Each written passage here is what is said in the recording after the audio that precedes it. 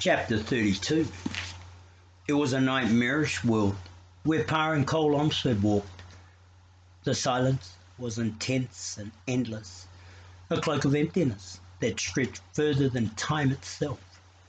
There were no sounds, no cries of birds or buzzing of insects, no small skitterings or scrapes, not even the rustle of the wind through the trees to give evidence of life. The trees rose skyward like statues of stone, carved by some ancient civilization and left in mute testament to the futility of man's works. They had a grey and wintry look to them, and even the leaves that should have softened and coloured their bones bore the look of a scarecrow's rags. Shrub brush and sawgrass rubbed up against their trunks like stray children, and bramble bushes twisted together in a desperate effort to protect against life's sorrows. The mist was there as well, of course. The mist was there first, last, and always, a deep and pervasive sea of grey that shut everything vibrant away. It hung limp in the air, unmoving as it smothered trees and brush, rocks and earth, and life of any kind or sort. A screen that blocked away the sun's light and warmth. There was an inconsistency to it, for in some places it was thin and watery and merely gave a fuzzy appearance to what it sought to cloak, while in others it was impenetrable as ink. It brushed at the skin with a cold, damp insistence that whispered of dead things. Pa and Cole moved slowly, cautiously through their waking dream, fighting back against feeling they had become disembodied. Their eyes darted from shadow to shadow, searching for movement, finding only stillness. The world they had entered seemed lifeless, as if the shadowing they knew to be hidden there were not in fact there at all, or was simply a lie of the dream that their senses could not reveal. They moved quickly to the rubble of the bridge of Center, so that they could follow its broken trail to the vault. Their footsteps were soundless in the tall grass and the damp, yielding earth. At times, their boots disappeared entirely in the carpet of mist. Pa glanced back to the door they had come through. It was nowhere to be seen. In seconds, the cliff face itself, the whole of what remained of the palace of the King of Tursus, had vanished as well. As if it had never been, Pa thought darkly. He felt cold and empty inside, the hot where sweat made the skin beneath his clothing feel prickly and damp. The emotions that churned inside will not be sorted out or dispersed. They screamed with voices that were garbled and confused, each desperate to be heard, each mindless. He could feel his heart pounding within his chest, his pulse racing in response, and he sensed the imminency of his own death with every step he took. He wished again that he could summon for just a moment the magic, even in its most rudimentary form, so that he could be reassured that he possessed some measure of power to defend himself. But use of the magic would alert whatever lived within the pit, and he wanted to believe that as yet that had not happened. Cole brushed his arm, pointing to where the earth had opened before them in a wicked-looking crack that disappeared into blackness. They would have to go around. Pa nodded, leading the way. Cole's presence was reassuring to him, as if the simple fact of his being there might somehow deter the evil that threatened. Cole, his large blocky form like a rock at Pa's back, his rough face so determined that it seemed his strength of will alone would see them through. Pa was glad beyond anything words could express that his brother had come. It was a selfish reaction, he knew, but an honest one. Cole's courage in this business was to a large extent the source of his own. They skirted the pitfalls and worked their way back to the tumbled remains of the bridge. Everything about them was unchanged, silent and unmoving, empty of life. But then something shimmered darkly in the mists ahead. a squarish shape that lifted out of the rubble. Pa took a deep, steadying breath. It was the vault. They moved toward it hurriedly, Pa in the lead, Cole just a step behind. The stone block walls came sharply into focus, losing the surreal haziness in which the mists had cloaked it. Brush grew up against its walls, vines looped over its sloped roof, and moss coloured its foundation in shadings of rust and dark green. The vault was larger than Pa had imagined, a good 50 feet across and as much as 20 feet high at its peak. It had the look and feel of a crypt. The Valmon reached its nearest wall and edged their way cautiously around the corner to the front. They found writing carved there in the pitted stone, an ancient scroll, ravaged by time and weather, many of its words nearly erased. They stopped, breathless, and read. Herein lies the heart and soul of the nations, their right to be free men, their desire to live in peace, their courage to seek out truth. Herein lies the sword of Shannara. Just beyond, a massive stone door stood ajar. The brothers glanced at each other wordlessly, then started forward. When they reached the door, they peered inside. There was a wall that formed a corridor leading left. The corridor disappeared into darkness. Pa frowned. He hadn't expected the vault to be a complex structure. He had thought it would be nothing more than a single chamber with a sort of Shannara at its centre. This suggested something else. He looked at Cole. His brother was clearly upset, peering about anxiously, studying first the entry, then a dark tangle of the forest surrounding them. Cole reached out and pulled on the door. It moved easily at his touch. He bent close. This looks like a trap, he whispered so softly that Pa could barely hear him. Pa was thinking the same thing. A door to a vault that was 300 years old and had been subjected to the climate of the pit should not give way so readily. It would be a simple matter for someone to shut it against once he was inside. And yet he knew he would go in anyway. He had already made up his mind to do so. He had come through too much to turn back now. He raised his eyebrows and gave Cole a questioning look. What was Cole suggesting? The look asked. Cole's mouth tightened, knowing that Pa was determined to continue, that the risks no longer made any difference. It took a supreme effort for him to speak the words. All right, you go after the sword. I'll stand guard out here. One big hand grasped Pa's shoulder. But hurry. Pa nodded, smiled triumphantly, and clutched his brother's back. Then he was through the door, moving swiftly down the passageway into the dark. He went as far as he could with the faint light of the outside world to guide him, but it soon faded. He felt along the walls for the corridor's end, but couldn't find it. He remembered then that he still carried the stone Damson had given him.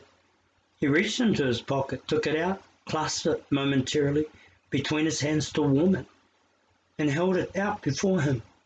Silver light flooded the darkness. His smile grew fierce. Again he started forward, listening to the silence, watching the shadows. He wound along the passageway, descended a set of stairs, and entered a second corridor. He travelled much further than he would have thought possible, and for the first time he began to grow uneasy. He was no longer in the vault, but somewhere deep underground. How could that be? Then the passageway ended. He stepped into the room with the vaulted ceilings and walls, carved with images and runes, and he caught his breath with a suddenness that hurt. There at the very centre of the room, blade downward in a block of red marble, was the sword of Shannara. He blinked to make certain that he was not mistaken what he saw, then moved forward until he stood before it. The blade was smooth and unmarked, a flawless piece of workmanship. The handle was carved with the image of a hand thrusting a sky torch skyward. The talisman glistened like new metal in the soft light, faintly blue in colour. Pa felt his throat tighten. who was indeed the sword. A sharp rush of elation surged through him. He could hardly keep himself from calling out to Cole, from shouting aloud to him what he was feeling. A wave of relief swept over him. He had gambled everything on what had amounted to little more than a hunch, and his hunch had been right. Shades, it had been right all along. The sword of Shannara had indeed been put down in the pit, concealed by its tangle of trees and brush, by the mist and night, by the shadowing. He shoved aside his elation abruptly. Thinking of the shadowing reminded him in no uncertain terms how precarious his position was. There would be time to congratulate himself later when Cole and he were safely out of this rat hole. There were stairs cut in a stone base at which rested the block of marble and the sword embedded in it, and he started for them. But he had taken only a single step when something detached itself from the darkness of the wall beyond. Instantly he froze, terror welling up in his throat. A single word screamed out in his mind: shadowing. But he saw at once that he was mistaken. It wasn't a shadowing. It was a man dressed all in black, cloaked and hooded, the insignia of a wolf's head sewn on his chest. Pa's fear did not lessen when he realized who the other was. The man approaching him was Dall. At the entrance to the vault, Cole waited impatiently. He stood with his back against the stone, just to one side of the opening, his eyes searching the mist. Nothing moved. No sound reached him. He was alone, it seemed. Yet he did not feel that way. The dawn's light filtered down through the canopy of the trees, washing him in its cold grey haze. Pa had been gone too long already, he thought. It shouldn't be taking him this much time. He glanced quickly over his shoulder at the vault's black opening. He would wait another 5 minutes, then he was going in himself. Dall came to a stop a dozen feet away from Pa. He reached up casually and pulled back the hood of his cloak. His craggy face was unmasked, yet in the half-light of the vault it was so streaked with shadows as to be practically unrecognizable. It made no difference. Pa would have known him anywhere. Their one and only meeting that night so many weeks ago at the Blue Whisker was not something he would ever forget. He had hoped it would never be repeated, yet here they were, face to face once more. Dall, first seeker of the Federation, the man who had tracked him across the length and breadth of Callahorn and had nearly had him so many times, had caught up with him at last. The door through which Pa had entered remained open behind him, a haven that beckoned. The Valman poised to flee. "Wait, Pa Ormsford," the other said, almost as if reading his thoughts.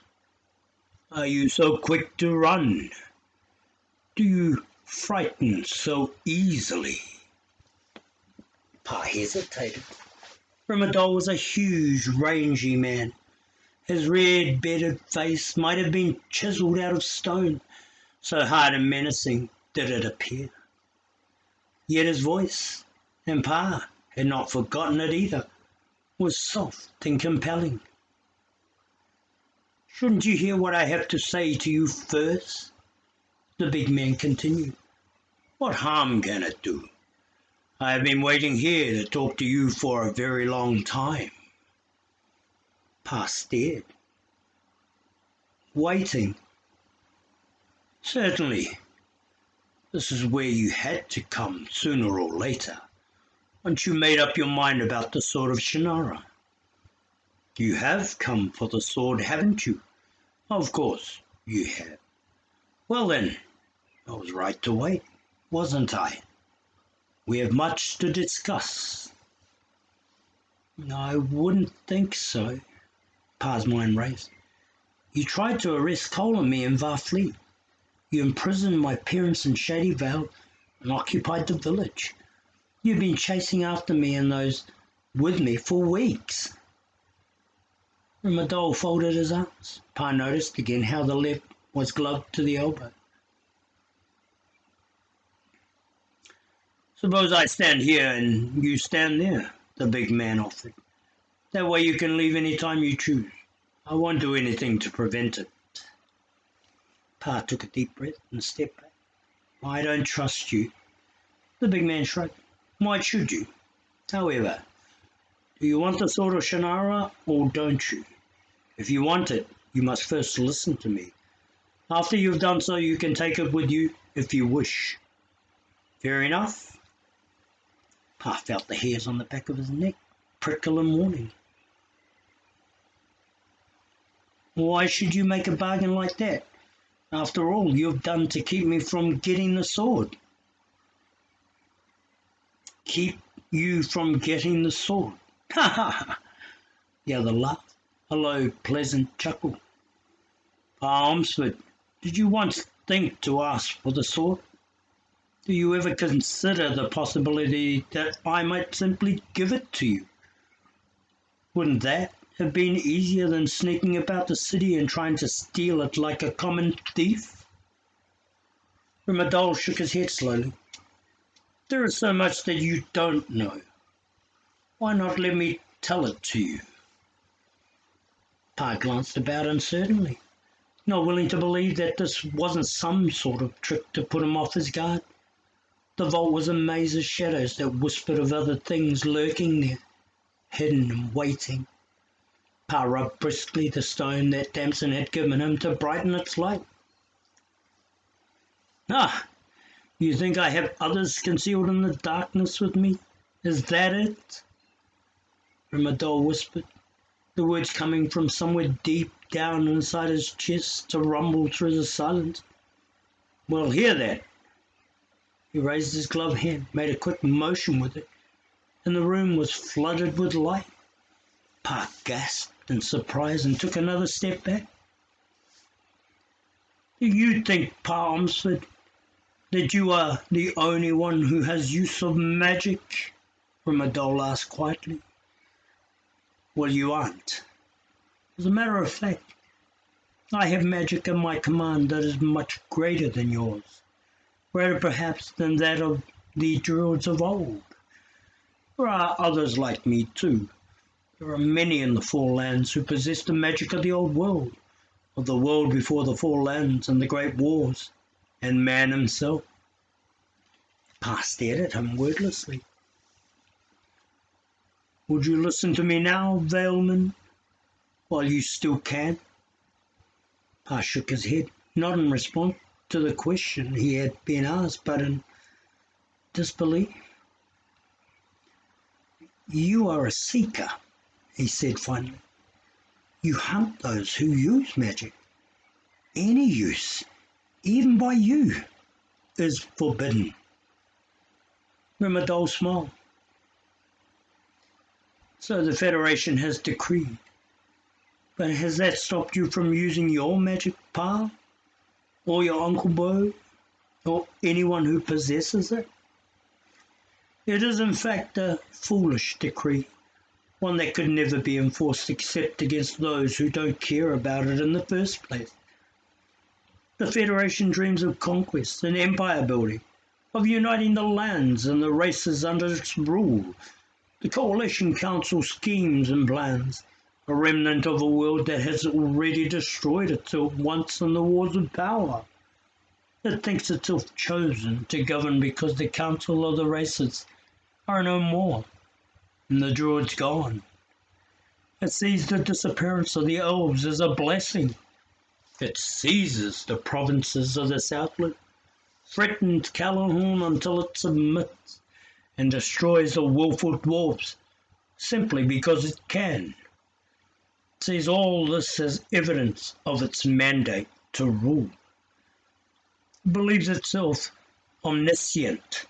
In a final gesture of arrogance, it outlaws magic. It doesn't once bother asking what purpose magic serves in the scheme of things. It simply denies it." The dark figure hunched forward, the arms unfolding. The fact of the matter is that the Federation is a collection of fools that understand nothing of what the magic means, Valman. It was a magic that brought our world to pass, the world in which we live, in which the Federation believes itself supreme. Magic creates everything, makes everything possible, and the Federation would dismiss such power as if it were meaningless. Dall straightened, looming up against the strange light he had created, a dark form that seemed only vaguely human. "Look at me, Pa Omsford," he whispered. His body began to shimmer, then to separate. Pa watched in horror as a dark shape rose up against the shadows and half-light, its eyes flaring with crimson fire. "Do you see, Vailman?"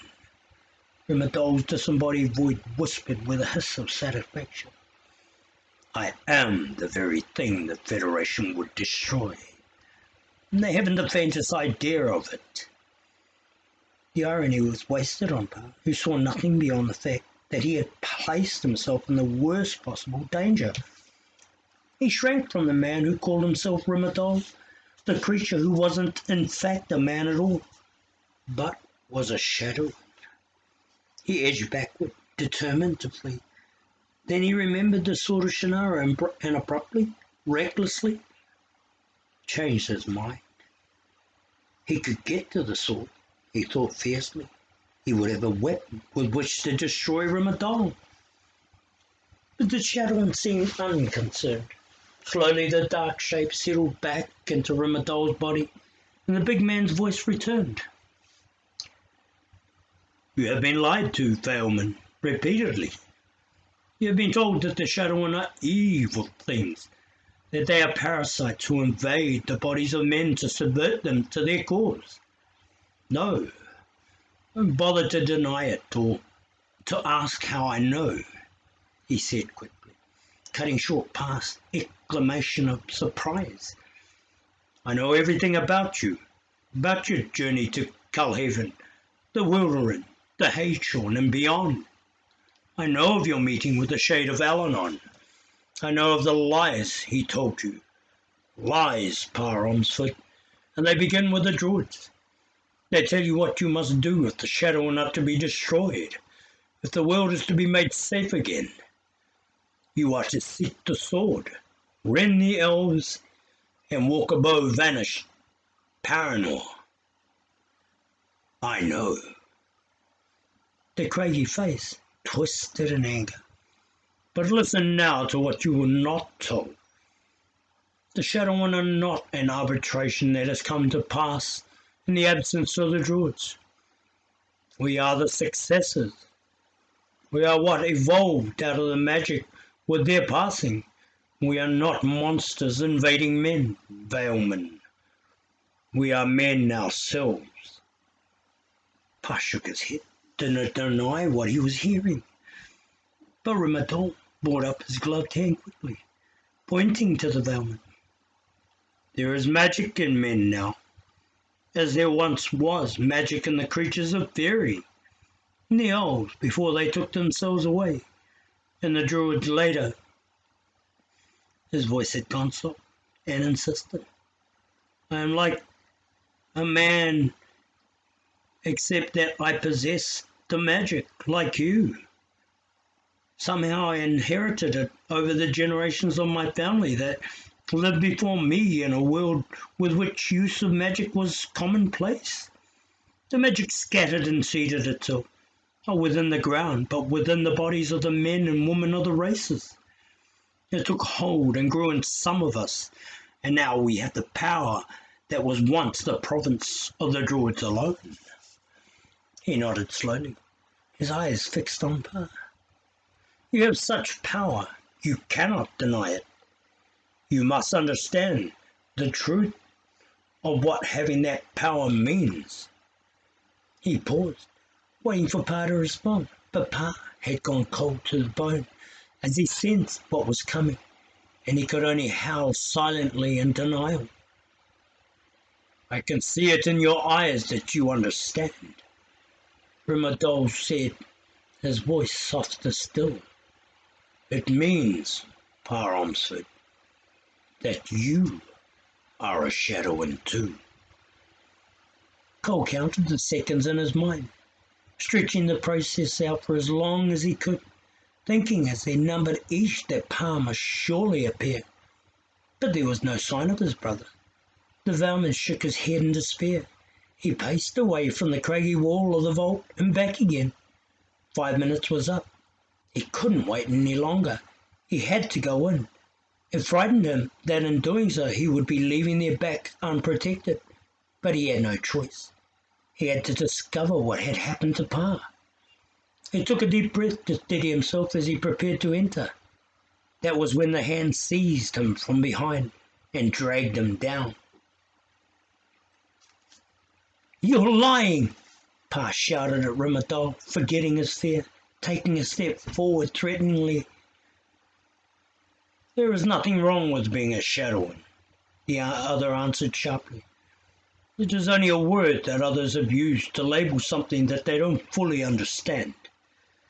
If you can forget the lies you have been told and think of the possibilities, it will be better to understand what I am telling you. Suppose for a moment that I am right.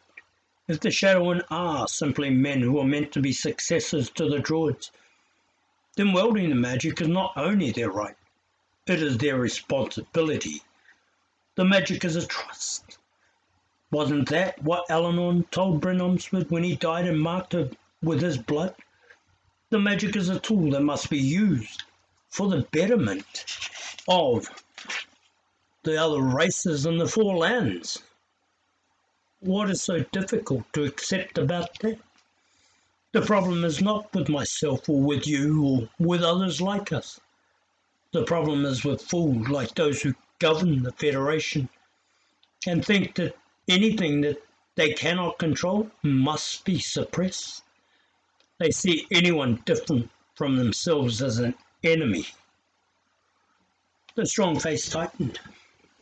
"But those who seek dominion over the Four Lands and its people, who drives the elves from the westland, enslaves the dwarves in the east, besieges the trolls in the north, and claims all of the Four Lands as its own. Why is it, do you think, that the Four Lands begin to wither and die? Who causes that? You have seen the poor creatures who live in the pit. Shadowing, you think them, don't you? Well, they are, but their condition is brought about by their keepers. They are men like you and me. The Federation locks them away because they show evidence of possessing magic and are thought dangerous. They become what they are thought to be. They are starved of the life that magic could feed them, and they grow mad. That child on the top of the ridge, what happened to her that caused her to become what she is? She was starved of the magic she needed, of the use of it, and of everything that would have kept her sane. She was driven into exile, Velman. It is the Federation that causes disruption in the Four Lands with its foolish, blind decrees and its crushing rule. It is the Shadowmen who have a chance to set things right. That's what Eleanor, he is first and always a Druid with a Druid's mind and ways. What he seeks is known only to him and likely to remain that way. But you are well advised to be cautious of accepting too readily what he tells you. He spoke with such conviction that for the first time, Pa Ormsford began to doubt. What if the shade of Eleanor had light? Wasn't it true that the Druid had always played games with those from whom they wanted something? Walker had warned him that this was so, that it was a mistake to accept what Eleanor was telling him. Something in what Dall was saying seemed to whisper that it was true in this instance as well. It was possible, he thought in despair, that he had been misled completely. The tall cloaked form before him straightened. "You belong with us, Pa Ormsford," he said quietly. Pa shook his head quickly. "No, you are one of us, Velman. You can deny it as long as you want, but the fact remains.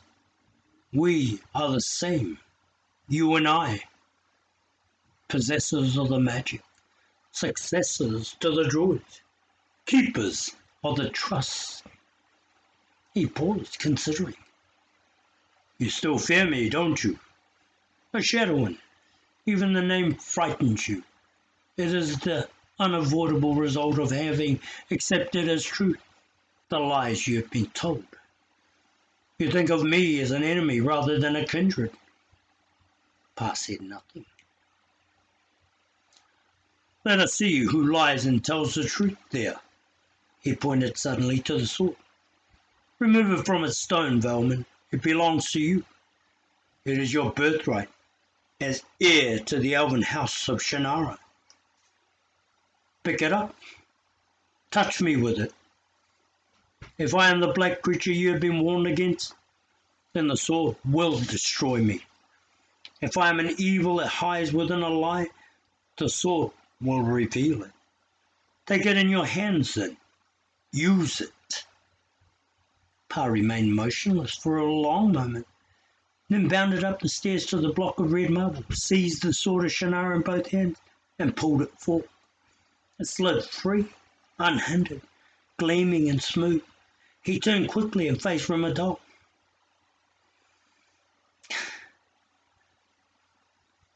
Come close, Pa, the other whispered. Touch me.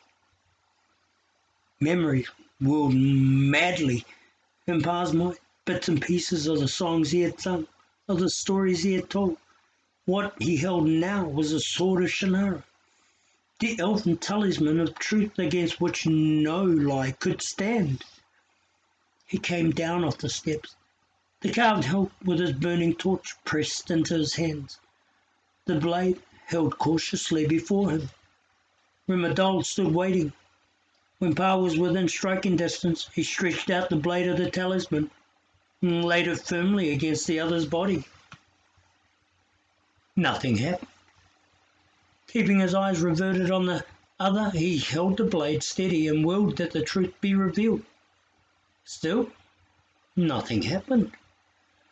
Pa waited for as long as he could stand it, then lowered the blade in despair and stepped away. Now you know. There is no lie about me, Dall said. The lie is in what you have been told. Pa found that he was shaking. But why would Eleanor lie? What purpose could that possibly serve? Think for a moment on what you have been asked to do. The big man was relaxed, his voice calm and reassuring. You have been asked to bring back the druids, to restore to them their talisman, to seek out destruction. The druids want to regain what was lost to them, the power of life and magic. Is that any different, Pa, from what the Warlock Lord sought to do 10 centuries ago? But you hunted us, to talk to you, to explain. You imprisoned my parents. I kept them safe from harm. The Federation knew of you and would have used them to find you if I hadn't gone to them first. Pa caught his breath, his arguments momentarily exhausted. Was what he was being told true? Shades. Was everything the lie that Dall claimed it to be? He could not believe it, yet he could not bring himself to disbelieve it either. His confusion wrapped him like a blanket and left him feeling small and vulnerable. I have to think, he said wearily. Then come with me and do so, Dall responded at once. Come with me and we shall talk more of this. You have many questions that require answers, and I can give them to you. There is much you need to know about how the magic can be used. Come, Velman, put aside your fears and misgivings. No harm shall come to you, never to one whose magic is so promising. He spoke reassuringly, compellingly, and for an instant, Pa was almost persuaded. It would have been so easy to agree. He was tired, and he wanted this odyssey to end. It would be comforting to have someone to talk to about the frustrations of possessing the magic. Dall would surely know, having experienced them himself. As much as he hated to admit it, he no longer felt threatened by the man. There seemed to be no reason to deny what he was asking. But he did, nevertheless. He did without really understanding why. "No," he said quietly. "Think of what we can share if you come with me," the other persisted. "We have so much in common. Surely you have longed to talk of your magic, the magic you have been forced to conceal. There has never been anyone for you to do that with before. I can feel the need in you. I can sense it. Come with me, Valman. You have—" "No!" Pa stepped away. Something ugly whispered suddenly in his mind. Some memory that did not yet have a face, but whose voice he clearly recognized. Dall watched him, his craggy features gone suddenly hard. "This is foolish, Valman." "I am leaving," Pa said quietly, tense now, back on his guard. What was it that bothered him so? "I am taking the sword." The black cloaked form became another shadow in the half-light. "Stay, Valman. There are dark secrets kept from you, things that would be better learned from me. Stay and hear them." Pa edged toward the passageway that had brought him in. "The door is directly behind you," Dall said suddenly, his voice sharp. "There are no passageways, no stairs. That was all illusion. My magic invoked to closet you long enough so that we might talk. But if you leave now, something precious will be destroyed. Truth waits for you, Valman. There is horror in its face. You cannot withstand it. Stay and listen to me. You need me." Pa shook his head. "You sounded for a moment, Dall, like those others whose shadow and who look nothing like you outwardly, yet you speak with your need. Like them, you would possess me." Dall stood silently before him, not moving, simply watching as he backed away. The light the first seeker had produced faded, and the chamber slid rapidly into darkness. Palms had grasped the sword and Shannara in both hands and bolted for freedom. Dall had been right about the passageways and stairs. There were none. It was all illusion. A magic Pa should have recognized at once. He burst from the blackness of the vault directly into the grey half-light of the pit. The damp and mist closed about him instantly. He blinked and whirled about, searching. Coal. Where was Coal? He stripped the cloak from his back and wrapped it hurriedly about the sword of Shannara. Eleanor had said he would need it. If Eleanor was still to be believed, at the moment he didn't know. But the sword should be cared for. It must have a purpose, unless it had lost its magic.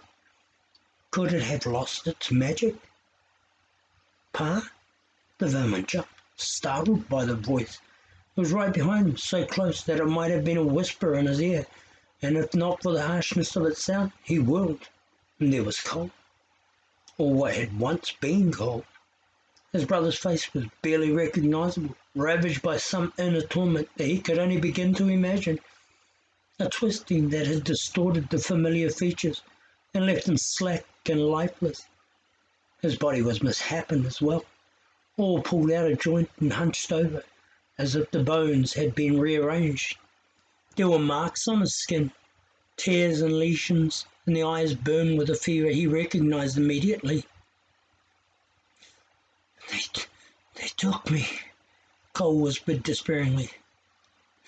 "They made me. Please, Pa, I need you. Hug me, please." Pa cried out, howling as if he would never stop, willing the thing before him to go away, to disappear from his sight and mind. Chills shook him, and the emptiness that opened inside threatened to collapse him completely. Cole, he sobbed. His brother stumbled and jerked toward him, arms outstretched. Dall's warning whispered in Pa's mind. The truth, the truth, the horror of it. Cole was a shadow and had somehow become one, a creature like the others in the pit that Dall claimed the Federation had destroyed. How? Pa had been gone only minutes, it seemed. What had been done to his brother?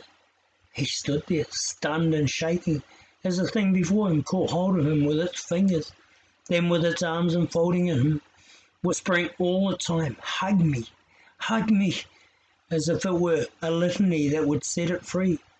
Pa wished he were dead, that he had never been born, that he could somehow disappear from the earth and leave all that was happening behind him. He wished a million impossible things, anything that could save him. The sword of Shannara dropped from his nerveless fingers, and he felt as if everything he had known and believed in had in a single instant been betrayed. Cole's hands began to rip at him. Cole, no! He screamed. Then something happened deep inside, something that he struggled against for only an instant of time before it overpowered him. A burning surged within his chest and spread outward through his body like a fire out of control.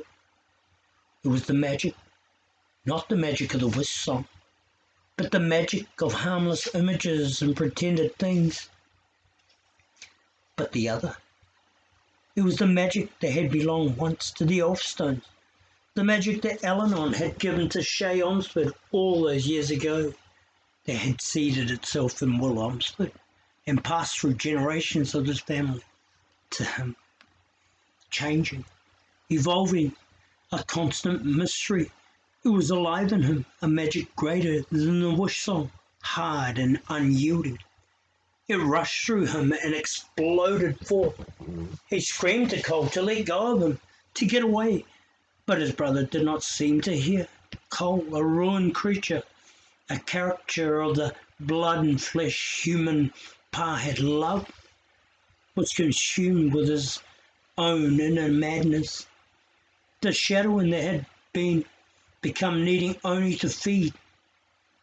There was no response beyond his frantic effort to do so. The magic took him, enveloped him, and in an instant turned him to ash. Pa watched in horror as his brother disintegrated before his eyes.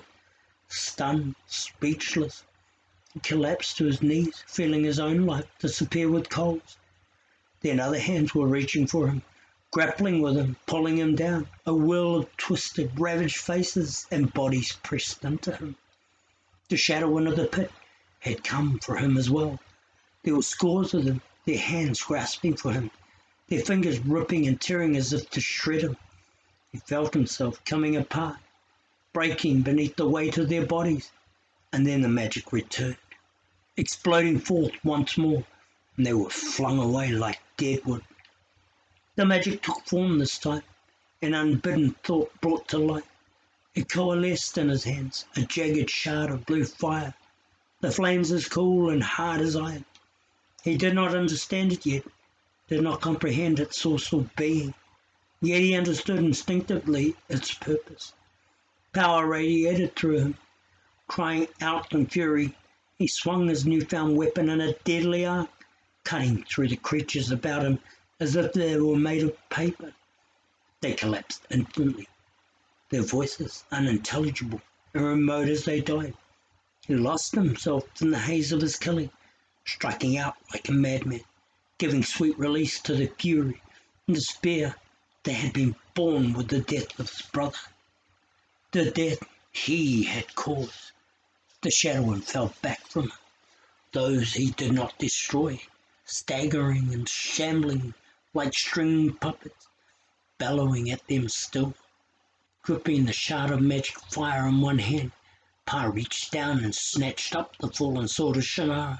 He felt it burn him, searing his hand, the pain harsh and shocking. Instantly his own magic flared and died.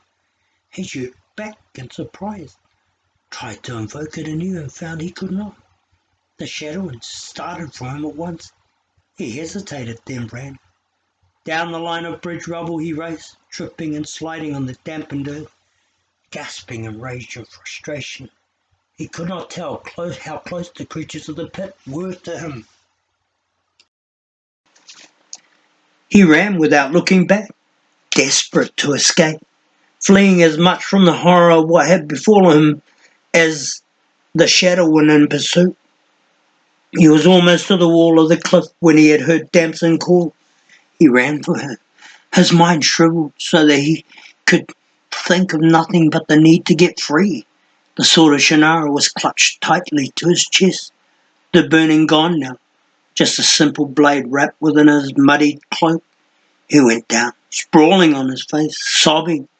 He heard Damson again, calling out, and he shouted back in answer. Then she had him in her arms, hauling him back to his feet, pulling him away, asking, Pa, what's wrong with you? Pa, what's happened? And he replying in gasps and sobs, He's dead, Damson. Cole's dead. I've killed him. The door into the cliff wall stood open, a black aperture with a small, furry, wide-eyed creature framed in the opening. With Damson supporting him, he stumbled through and heard the door slam shut behind him. Then everything and everyone disappeared in the white sound of a scream.